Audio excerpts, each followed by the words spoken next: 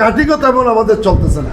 এখানে শুধু চেক করতে গেছে, এখানে একটা যেটাকে ফার্ম রুম বলা হয় সেটা যে একটু খুবই কঠিন, এটা আমাদের সবাই জানে, এই জন্য এখানে কাজও প্রায় বন্ধ। চেক করতে গেছে এই দুর্ঘটনাটা ঘটছে, এটা হলো যে মূল কথা। তাও কোনো উল্লেখযোগ্য না, কয়েকজন লোক একটু গায়ে আচর টাচর এবং আগুনের একটু ইয়ে লাগছে, 11-12 জনের মতো হবে। 11-12 জন। হ্যাঁ, ওরা অন্যান্য কাজ করতেছিল আশেপাশে। ওই যারা হতাহত হয়েছে তাদের জন্য তাদের জন্য আমরা চিকিৎসার সাথে সাথে আমাদের অ্যাম্বুলেন্স ইয়ার্ডে রেডি, আমাদের ডাক্তার রেডি, আমাদের সেফটি গ্রুপ রেডি, সাথে সাথে তাদেরকে সেখান থেকে রেস্কিউ করে আমরা মেডিকেলে পৌঁছাইছি।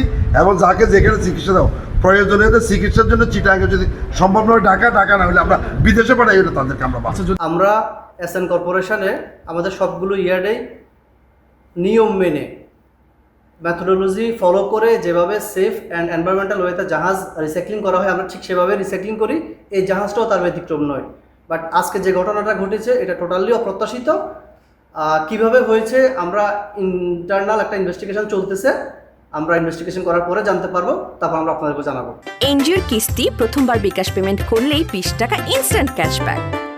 ঘটনাটা ঘটেছিল আমাদের পাম্প রুমে একটা পাইপের থেকে সম্ভবত একটা এক্সপ্লোশন হয়েছে, এবং এক্সপ্লোশনে আমাদের কিছু এমপ্লয়ি বা আমাদের যারা কলিগ আছে ওনারা আহত হয়েছে এবং ওনারা চিরাং মেডিকেলে চিকিৎসাধীন অবস্থায় আছেন।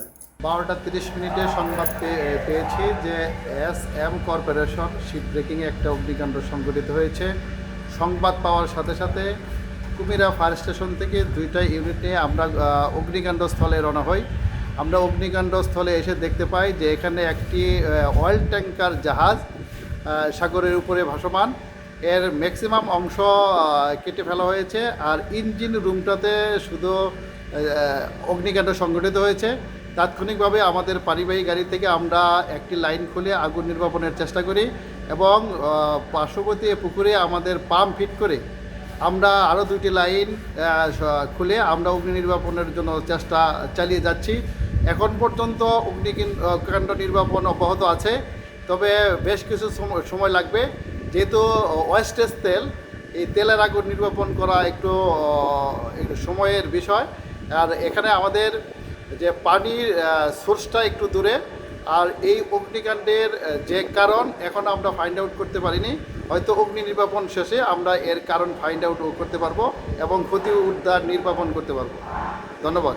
এখানে এসে আহত সংখ্যা যতটুকু এখানকার ম্যানেজমেন্ট কর্তৃপক্ষের কাছে জানতে পেরেছি, ওনারা বলেছে যে আমাদের এখানে 10 জন লোক আহত হয়েছে, ওনাদেরকে আমরা চিটাগাং মেডিকেল কলেজে হাসপাতালে আমরা প্রেরণ করেছি।